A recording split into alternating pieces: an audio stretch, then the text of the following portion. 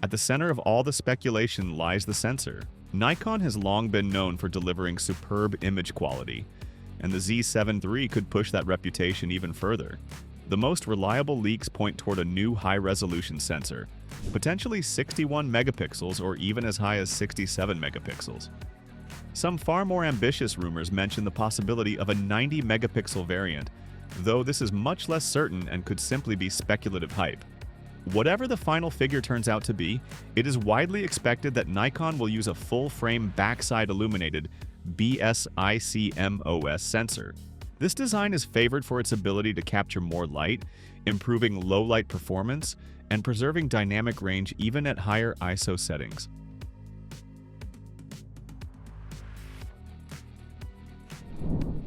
For the Z7 III's target audience, resolution isn't just about bragging rights, it's about practical benefits.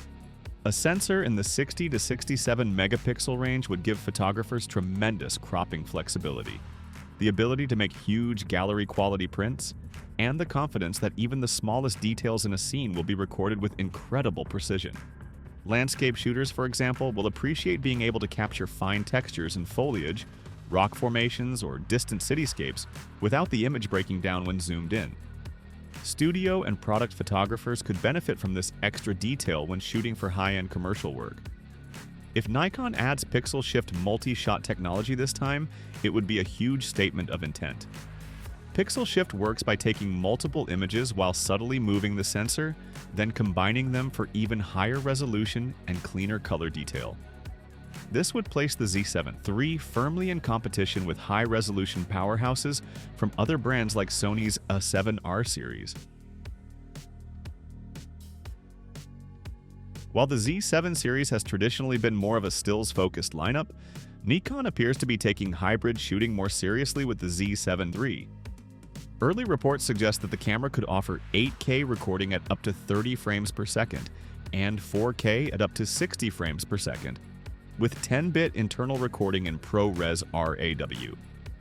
These capabilities would put the Z7 III into territory typically reserved for more video-oriented models, giving it genuine versatility. Some rumors even mention 4K at 120 frames per second for ultra-slow motion capture, as well as enhanced in-body image stabilization, rated up to 8 stops of shake reduction.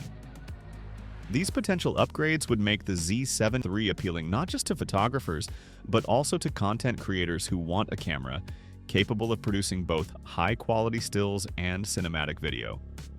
However, with high-resolution sensors, there is always the challenge of heat management during extended recording, especially at 8K. Nikon may need to introduce improved cooling solutions to ensure reliability. That said, for many users, the simple inclusion of high-quality internal recording options will be more important than headline-grabbing frame rates. The autofocus system in the Z7 II was good, but left room for improvement compared to newer competitors. The Z7 III is rumored to retain the 493-point AF system, but with significant upgrades powered by AI-based subject detection. Nikon has already demonstrated impressive autofocus performance in the Z8 and Z9, with reliable tracking of people, animals, and vehicles. It's reasonable to expect that much of this technology will trickle down to the Z7 III. Still, for the photographers this camera is aimed at, blistering speed isn't necessarily the top priority. Landscape and studio shooters value accuracy and reliability over extreme subject tracking. The rumored burst rate of 20 frames per second sounds impressive on paper, but will likely be more of a nice-to-have than a must-have for its audience. What matters more is that the autofocus locks quickly, stays locked, and performs well in challenging lighting conditions. One of the most exciting rumors is the possibility of a new 3.2-inch, 4-axis tilting touchscreen LCD. This design would be a welcome improvement for those who frequently shoot at unconventional angles, whether low to the ground for landscapes or overhead in a crowded space. A tilting mechanism can offer more stability and speed when framing compared to a fully articulating screen, which some stills photographers find cumbersome. Interestingly, some leaks suggest that Nikon may opt for dual UHS-II SD card slots instead of the faster CF Express format. This decision has divided opinion. On one hand, CF Express offers blazing fast speeds that are invaluable for sports and video shooters. On the other, UHS-II SD cards are far more affordable and widely available, and they still offer sufficient speed for most high-resolution stills and moderate video work. If Nikon is indeed targeting this camera at high-end enthusiasts and working photographers who value redundancy and workflow convenience over absolute speed, the choice makes sense. It would also help keep the Z7 III's price lower than the Z8, making it more accessible. Modern photographers expect their cameras to connect seamlessly with their devices, and the Z7 III is rumored to include 5 GHz Wi-Fi along with Bluetooth connectivity. This would enable faster wireless image transfers, smoother remote shooting, and more responsive app control. Such upgrades are subtle but increasingly important in a world where sharing and working on the go is the norm. Perhaps more importantly, there's a strong hope within the community that the Z7 III will maintain the relatively compact and lightweight design of its predecessors. Many photographers, especially those who hike, travel, or shoot in remote locations, place a high value on portability. One of the frustrations with flagship models like the Z8 and Z9 is their size and weight, which can make them less appealing for long days in the field.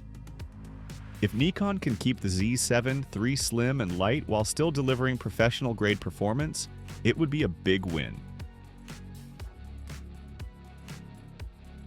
The Nikon community, particularly those who specialize in high-resolution stills, has been waiting a long time for a worthy successor to the Z7 II. While that camera was strong in its time, its absence of features like pixel shift, its older EVF and LCD specifications, and its relatively short battery life now feel outdated in today's market. While the Z8 and Z9, despite their strengths, are overbuilt for many photographers who simply don't need sports-level performance or the added bulk. The Z7 III has the potential to fill this gap perfectly, if Nikon gets the balance right. It must offer top-tier resolution, meaningful improvements in autofocus, and practical video features, all in a package that remains manageable in both size and price. If Nikon delays this release much longer, it risks pushing loyal users toward competing brands that already have strong high-resolution offerings. For some current Nikon users, the arrival of the Z7 III will be a bittersweet moment, tempting them into another costly upgrade they hadn't planned for. For others, it will be a long overdue answer to years of waiting and watching other brands pull ahead in certain areas. If Nikon can deliver on even most of the rumored specifications, the Z7 III could easily become one of the most important cameras in its lineup and a must-have for serious still photographers who demand the very best from their gear.